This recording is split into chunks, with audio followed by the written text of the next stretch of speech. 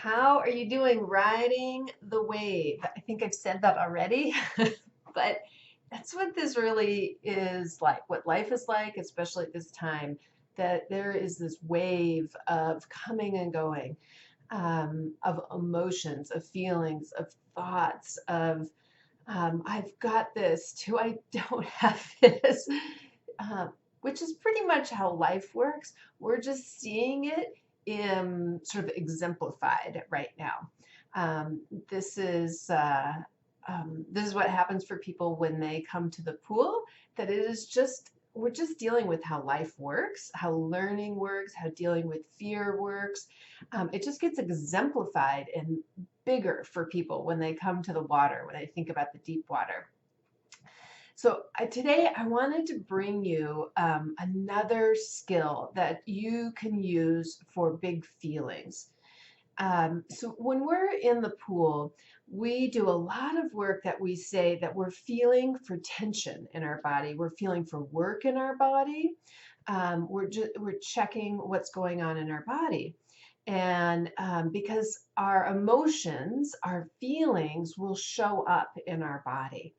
And when people are trying to learn to do a physical activity and they have a lot of tension in their body, it's very difficult. Um, and we need to have lots of ways and systems to help tap into that, to help be in charge of it, to help change it, to help manipulate it. So we have a lot of practice with this. So I think it was last week that I gave you and we talked about the first thing that you want to do with big feelings, with big emotions, be on either side of the spectrum that they could come from, um, is just to be aware of them and to allow. You don't have to try and manage them or change them. It is just a feeling. Emotions are a feeling um, that are caused from our thoughts. Sometimes it's so fast that we have no way of recognizing that they come from our thoughts, especially when there's a lot of big stimulus hitting us, that the cause reaction is just so quick that there doesn't seem to be space for that space that, oh yeah, it was my thought, it was a reaction to a particular circumstance. And it doesn't have to be the same for everybody or for even for me at every time. But the first thing to do is just to be aware, to be really neutrally aware, to notice it. You could kind of get meta with yourself. You kind of get outside of yourself, that like third eye, to be curious and look at yourself like, oh, here I am feeling great sadness. And just let yourself have it because it will pass through. It won't stick on you forever. If you're sort of outside looking at yourself in sadness and saying, I am sad. I am, that's all of who I am. It's all consuming and I'm forever going to be sad. You're sort of like exponentially creating it, right? But we can be outside gently, neutrally saying, oh, yeah, I'm sad. I'm wanting to be sad right now, or anxious, or fearful, or excited, or um, calm, or happy. You know, because you might have, you could have emotions that are on that side, and you have external thoughts about that, like, how could I be happy when the world is falling apart? So you just giving yourself some awareness. That's the first thing we do. The second thing that we do, this is the other one that I want to bring to you today, is that we can match it. Because feelings, they have a certain vibration, a certain energy level. They it they live in your body in this like like calm. It's just this it's a kind of flat, neutral sort of feeling, but anxious, right, is a higher energy. Happy, excited is a higher energy. So sometimes so what we do in the pool is we will feel tension in our body and we will on purpose match the tension. Like, I know I'm doing something in my shoulders. I know I'm holding my shoulders or my neck, but I just can't like be aware and have it melt away. So sometimes we on purpose add to it. We physically add to that tension. We match the feeling that's going on in there, and then we let go, and it can help drop down. This one really came to me this week. I really used this one this week. Um, I had, of course, known that school was going to get canceled, and yeah, I have two seniors in my house, and but it's still, when we got the official news, it hit hard, and I had a pretty big emotional swing to it. I felt deeply sad about it, and even again, I was prepared. I knew it was probably coming. Doesn't matter. I still wanted to be sad for it. I wanted to be sad when I heard my son say, I didn't realize that the last time I left school that I would never go back again. I didn't realize that there are people I will probably never see again.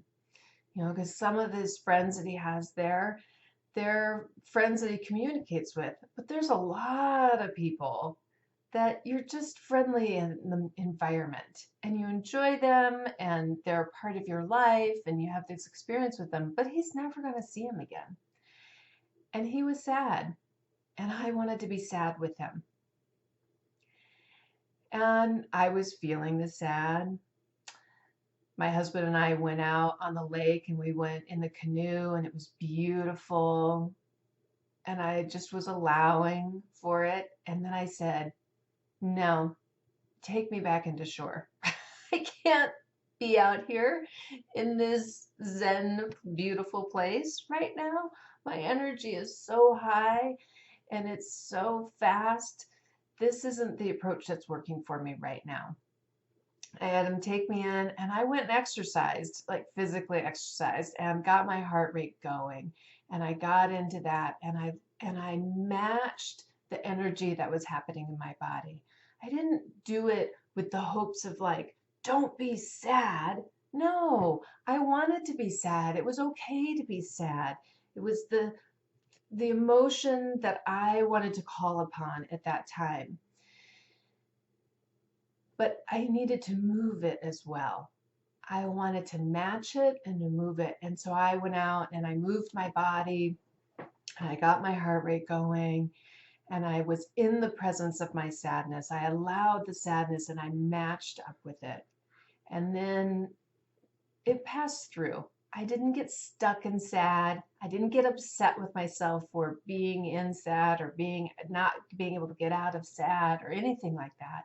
I just was able to live through the experience, have it move through my body, didn't have to spin off yelling at somebody or eating a bunch of things I didn't want to eat, or, you know, I was able to transform it in a direction that I didn't have unintended consequences to it. Basically, I was able to create with it and be with it and allow for it, but matching that energy. So that is just another really good tool that you can use. The first one is always awareness. We always start with awareness because that gives you that pause. It gives you the moment between the stimulus and your thought that's creating that feeling. The awareness just gives you that pause. And sometimes that's enough for it to change or to move through or for you to soften with it or to be able to pick your thought about it, about the feeling you're creating, or match that energy. Do something that you're wanting to be doing. You know, another one that I use quite frequently is to write things down. This is a kind of matching of the energy to furiously write down all those thoughts so they're not living in my head. It matches this energy and helps things move through.